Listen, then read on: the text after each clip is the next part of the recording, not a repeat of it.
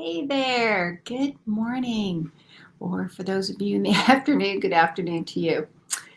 So, today I want to talk about the secrets to helping children who are struggling with emotion regulation really make some effective change when you're using play therapy and expressive arts. And I love using neuroscience and attachment theory to help ground my work. We've got decades of research that help us understand what is going on inside of our bodies and inside of our minds.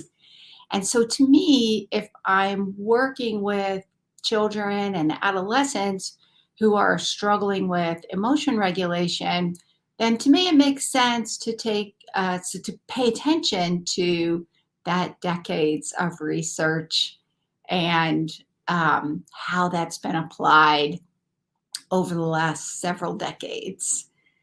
So I'm Kathy Spooner. If you are tuning in, let's see who's here. Post your name in the comments. Where are you from? What ages do you work with? Your setting. If you're working with children and adolescents, the likelihood you have children on your caseload who struggle with emotion dysregulation, that the likelihood that's true is very high, because most of us, I'll be honest, I've yet to meet a person who is in the mental health field and works with children and adolescents. I've yet to meet a person who did not have some clients on their caseload that really struggle with regulating their strong emotions. And there's so many different reasons why a child or an adolescent is struggling with their emotions and having a hard time regulating, whether it's emotional outbursts with anger or anxiety and panic attacks and fear that shuts them down. We all have them on our caseload. So the key then is, one, how am I looking at that problem? And then from there, once I have that lens, then from there I figure out what kind of interventions that I need to use, how the treatment's going, are things working. From there, that's the process. So that's what I want to talk about today, using an attachment and neuroscience informed lens and creating that space for change. So if you're joining me, post your name in the comments. What are some of the emotion regulation problems that show up for your clients? Um, so let's get started. So I'm Kathy Spooner. I'm a licensed clinical social worker and a registered play therapist supervisor here in the United States with almost 30 years experience in the mental health field, working with children, adolescents, and families. And I love using play therapy and expressive arts because I think for the population that I work with, which is predominantly children and adolescents, which includes families, using an approach that more effectively meets their developmental needs, meets them where they are, makes the most sense to me. And that is using the therapeutic powers of play. So that's either play therapy and or using expressive arts. So I just have found that to be an incredible modality and a powerful way to help my clients change.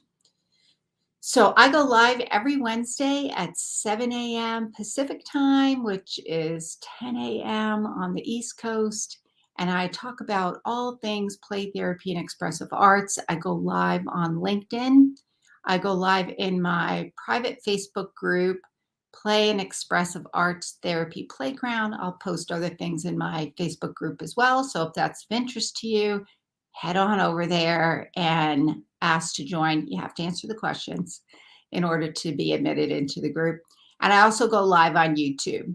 So let's get started. If you like the information, if you find it helpful, please like and share it on your social media platforms. Okay, so let's get started. First and foremost, I'm a firm believer in we need to have some kind of a framework or some kind of a lens when we're using interventions. Most of us use an integrated approach. So if you're watching, or even if you're watching on the replay, what are some of the theory models or interventions that you like to use? Like, for instance, are you using trauma focused CBT? That's got a whole framework with it. Are you using CBT? Are you using dialectical behavior therapy? Are you using more of a psychodynamic approach? Are you using child-centered play therapy? What theoretical models are you using? Because the way in which you conceptualize the problem, and uh, that includes what are the roots, what's feeding into it, kind of the age and stage of your clients. Like, are they 8 years old? Are they 4 years old? Is your client a 12-year-old? That kind of determines some of the clinical decision making as well, because what you use for a 4-year-old is going to be a little different than the way that you use it with a 12-year-old, just because of their developmental differences. So we take all those things into consideration. And to me, using a neuroscience and attachment lens when I'm talking about emotion dysregulation, to me is really helpful, so that I can figure out what those roots are and what's feeding into it. And I can kind of conceptualize, how does emotion regulation work for an ADHD child versus emotion dysregulation for a child who maybe is struggling with separation anxiety. I want to look at how those manifest and what's feeding it, so to speak. What are the roots to the problem? If I use a neuroscience and attachment lens, and I'm looking at it from the framework of, I know they need their parent, their primary parent figure. If it's not biological parents, it might be grandparents or aunts or foster parents. Then I know that children need those adults in their lives for co-regulation. They're not going to be able to do it on their own. They need that support. In fact, adults, we need others to help us co-regulate sometimes. I'm also going to be understanding how the brain, how fear can hijack the brain and shut down the body, versus maybe anger, which can also shut down the brain. But maybe that's coming from a different place. And maybe the anger is coming from anxiety, and that's how they're showing it. Or maybe the anger is coming from, they live in a high conflict family, and they're just on high alert all the time. Their fight circuits are activated on the time, all the time. So that kind of helps me conceptualize what's going on. And then from there, I'm going to choose my interventions. So what I did is I came up with I thought about, because most of us use an integrated approach. And to me, I think we need something to help us navigate that process. If we're pulling different things, different interventions, different activities, then we need to have something that kind of glues it all together to help us in that treatment process. And so that's where I kind of thought about, from a neuroscience and attachment lens, what are we going to do? How do I need to be? What's going to be effective to help guide my way through the treatment process with my client and choose my different interventions. So that's what I want to talk about today. And these are really, honestly, the way that I thought about it. These you'll find in the vast majority of play therapy theoretical models. They're really kind of grounded in relational based models. So they're kind of universal, is the way I thought about it. And I am foundationally trained in DBT, so I love a good acronym to help me remember things. And that's why I thought, well, just what am I doing in there? And what does that look like? And so if I can put it in a acronym, then it kind of helps remember, okay, what do I need to do? So these are some of the foundational things I think as mental health professionals, if we're working with children, adolescents, and families, we need to keep these things in mind to help guide through the treatment process. So, what is CAPES? What is that acronym? So, the first is curiosity. And I love using curiosity. I always I used to call myself the Columbo of play therapy. I don't know if you guys, if you're old enough to remember, or you've seen it on YouTube or somewhere. Columbo was this really unassuming detective. I think this show was back in the 70s. I don't know. Post it in the comments if you've ever watched an episode of Columbo. If you're watching on the replay, have you watched Columbo?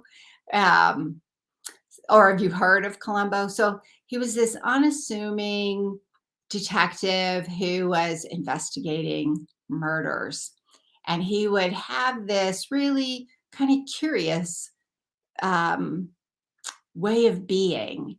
And so he would, when he was interviewing different people, even the person he suspected of the crime, he would just be really curious and he would ask, "Oh, I'm wondering how this happened," or I'm wondering about that. And you know what? I think you told me about this. And can you just remind me of what that was? So it's just a really kind of gentle way of being. And what I like about curiosity is that it is non threatening. It's my way of being. I'm asking questions. I'm just kind of curious. Can you help me understand?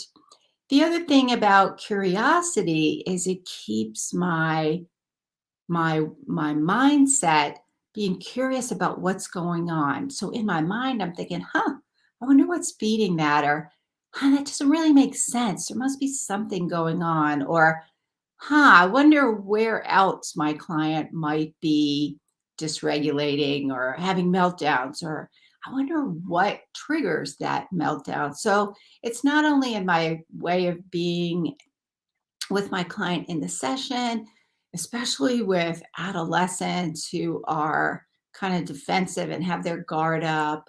I'm just curious about things. And if they don't want to tell me, they don't have to tell me. That's the other thing.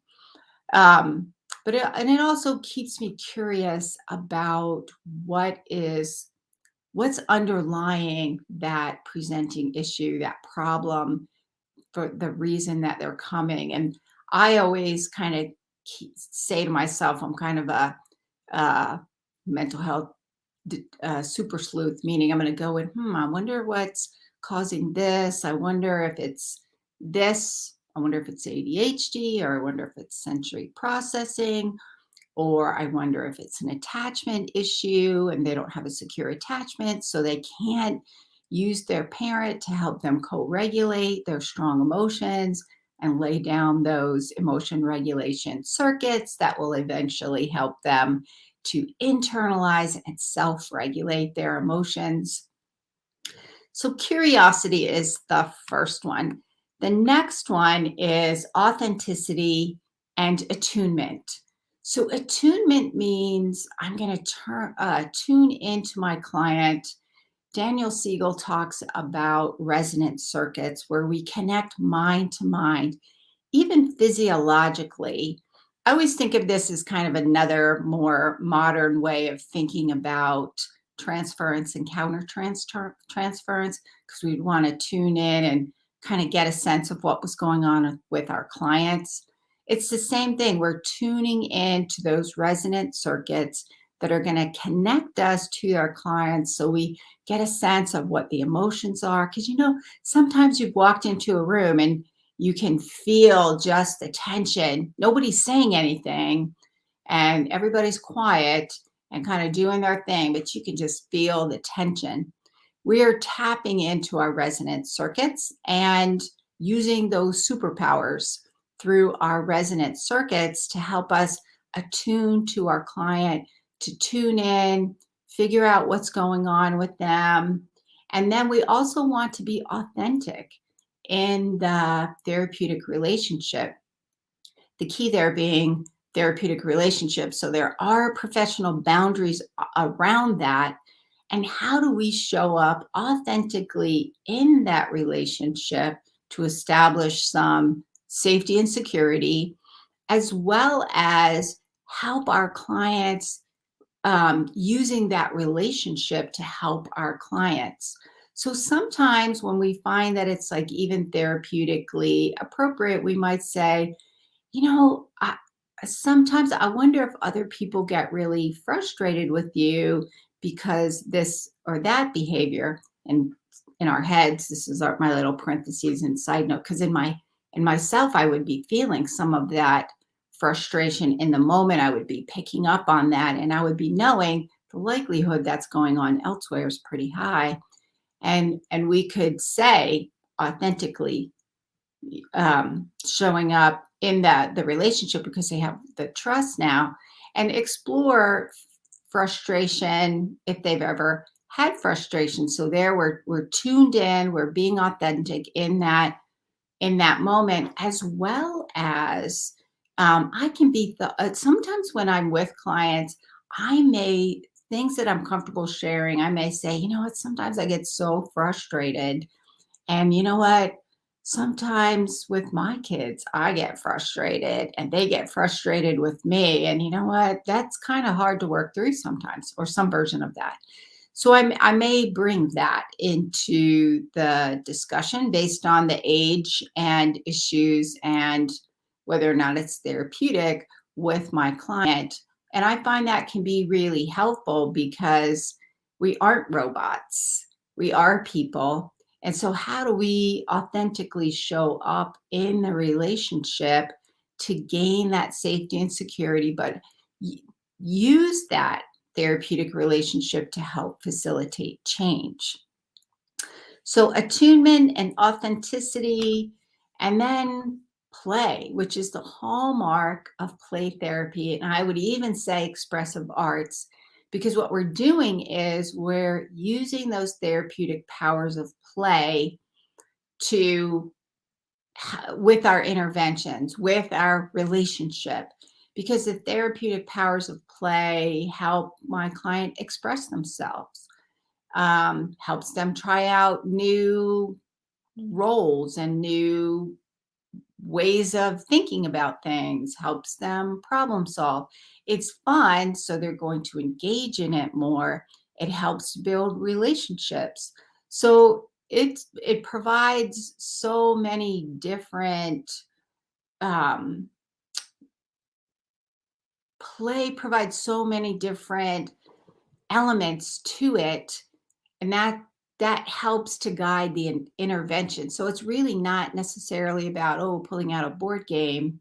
We're actually tapping into the therapeutic powers of play when we pull out a board game, and understanding that is the key to play therapy. So it might just be to build relationship, that attachment connection. If I'm a parent, that's a way of building connection with my child where we're enjoying that.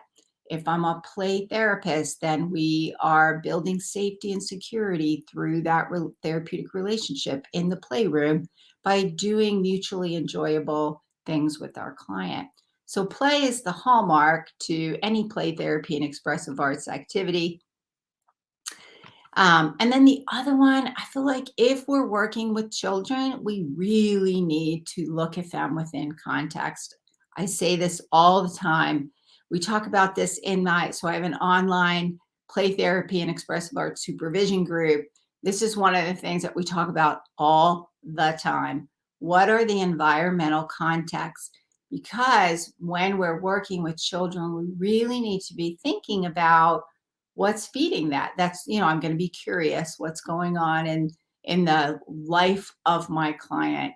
They are within context, so they have relationships with parents and with family members and with teachers and with peers and with siblings, maybe the extended family, aunts and uncles and cousins, Maybe they belong to a religious community, so that's their context. How are things going on there? Maybe they're in sports. Maybe they're in dance.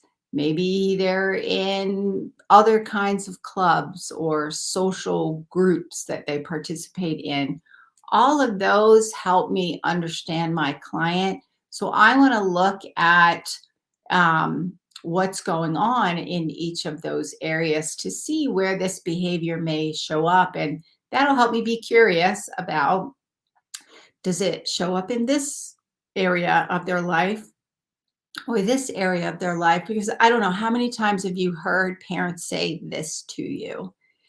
My client does not act up at school. He only acts up at home. Or my child only acts up at home. He's fine at school. So it just shows he's being defiant. Or it doesn't make any sense to me. How come he can behave at school? Or here's another one. This one happens all the time with the kids with ADHD. Well, he can sustain or she can sustain focus when they're playing video games. But if they have to do homework, it's like a power struggle. And so clearly it's just them being defiant because they can play video games all the time. Well, if we look at it in context and if we look at some of the neurobiology aspects of things, the brain works differently when it's under kind of like a workload versus when it's having fun. So we want to think about all of those things. What are the context in which our clients live and how are they doing in those different contexts? And then the last one is structuring. To me, structuring, this is attachment also. And I think when we talk about attachment, we don't necessarily always remember there's a structuring component to attachment, because children do thrive well when there is structure. We don't want it to be rigid. We don't want there to be no structure. There's enough structure that provides safety and security. And here's the thing, structuring is also important in the treatment process. So we're figuring out, because we're tuning into our clients, we're kind of being curious about how things are going in different areas of their lives. We're being curious in the session with them. So we're figuring out how fast or slow we need to pace the interventions, that change process. Sometimes the really, really anxious kids need to go much slower than kids who come in and they're just ready to go. So we need to figure out that pacing process. We're choosing what kind of interventions we want to use. So based on all of these factors with our client, then I think I probably want to use these kinds of interventions. And then I'll try them out because I'm tuning in and I'm kind of using my resonance circuits to help structure and my decision-making process. We're also thinking about who's going to be involved in the treatment process. And how do you want to involve parents? How are you structuring those sessions? Even within the sessions, we do some structuring. I did a previous live on structuring a while back, so you may want to go check that out. I talk a little bit more about that in some of the previous lives. If you're in my Facebook group, you can go up to the featured section. I pin all of the live episodes up there. You can watch those. You can also go on to YouTube. They're all of the live stream episodes are in my YouTube channel. That's probably the easiest place to find it if you're not in my Facebook group. So structuring is really important because it's basically how we're doing our decision making about how fast or slow we need to go, or what kind of interventions I want to use, or how am I going to structure these sessions, or who's going to be in the sessions, how often do I want to meet parents. I always recommend you need to meet parents at least once a month without the child around at the very minimal. And I talk more about that in my structuring episode. So those are all the things we as therapists, we're structuring that process to help our client work all the way through the treatment process from start to finish. So that is it for today. Um, and just as a recap, I like using the like a CAPES framework. It's kind of a nice acronym for understanding and remembering kind of the components that we think about when we're using play therapy to help guide the interventions or the activities that we're choosing with our clients based on a variety of factors. And so the CAPES stands for curiosity. I'm just curious. I'm using a curious stance with my clients, a curious way of being. In my questioning, exploration with my client, I'm inviting them to explore some things versus being a lot more direct. Sometimes that can be off putting to our clients. I'm also curious about what's feeding the presenting problem, or what are the roots of that problem, to help me figure out what's going on. I want to make sure that I'm attuned, in that I am tapping into my resonance circuits to get a sense of what's going on with my client. I want to read their cues. I can only do that if I'm tuned in to their station, so to speak. And I want to be authentic. I have to be me. I'm kind of goofy and nerdy. I tell my kids all the time I make nerdy fun, at which point they roll their eyes and like, oh, that's not a thing, Mom. Um, but that's who I am. You don't want to be somebody you're not. You've got to be your authentic self, because that's the only way you establish relationships. So be your authentic self in there. Don't try to be hip or cool if you're not hip or cool. I'm not hip or cool. I'm goofy. So that's how I show up. I can be serious too. So both of those sides of me show up in the sessions with my clients. And play.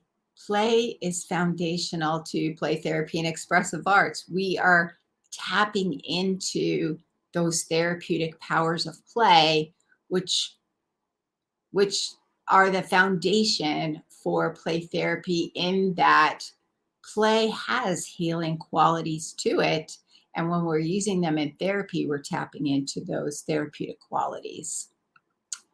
And then we also want to look at our client within context. So in their environment, their environmental context, with parents, with family members, siblings, extended family, school, outside activities that they're engaged in, like sports or dance or clubs, all of those different areas in their lives. We want to see how they're doing in each of those lives. Are there um, does the problem that they're coming, does that show up in different areas, some and not others? Are there any of those areas that are creating problems? Peer relationships are huge. Are they choosing healthy peers, or are they choosing some unhealthy ones? Sometimes we work with clients who have had significant trauma, and they feel like they're kind of the broken people. And so that's how they view themselves. And sometimes they'll get into relationships in which they're treated really badly, because it reinforces the beliefs that they have about themselves. Now, they probably are not putting all of that together. And if we're looking to better understand some of those areas in their lives, that gives us some more clues about what's going on with our client. And then finally, structuring. We're doing structuring all the time to help the process navigate. So we need to be tuned into our clients in order to figure out how we're doing the structuring. So how fast or slow to pace the change process, who's going to be in the sessions, what the sessions are going to look like, how often we're meeting, how are we integrating parents or caregivers in, what kind of interventions or activities are we going to use, all of those things. We're making all of those decisions as we go along with the treatment process. All right, so that is it for today. If you're interested, I do have a training coming up. It's called CAPES, a framework using play therapy with challenging children and teens. It's really those kids who struggle with emotion regulation. We'll be using a neuroscience and attachment lens to kind of understand emotion regulation, understand how to effectively provide treatment for them using a neuroscience and attachment lens. We'll be learning activities. We'll be having group discussions, all of those kinds of things. So you'll leave with some activities and strategies to help you with the clients on your caseload who are coming to you because they struggle with emotion regulations and their parents are looking at you like, oh, help, I don't know what to do. I'm worried about my child. It's a virtual option as well as an in-person. So I know a lot of people are kind of concerned about the COVID virus these days. So there is an online option as well. Plus it helps to save with travel and all those kinds of things. You can participate in your own home or wherever you participate. So if you're interested in this training, you can head over to my website, which is rrhcounseling.com. On the courses page, there are two options there. You can sign up for the in-person, which is in Southern Utah, in St. George, Utah, which is absolutely beautiful. I'll be meeting on the campus of Dixie State University, which they're getting a big name change in July. So it'll soon be called Utah Tech University. And so we'll be meeting on the campus there. So it's central to a lot of things. Plus, it's a nice campus. So if you're interested, you can pop over there to my website. You can look at the virtual or the in-person option and register. Register is going to be closing in a couple of weeks. So if you want to come, reserve your spot. If you have questions, just message me and I'd be happy to answer any of those. And I will see you next time. Bye.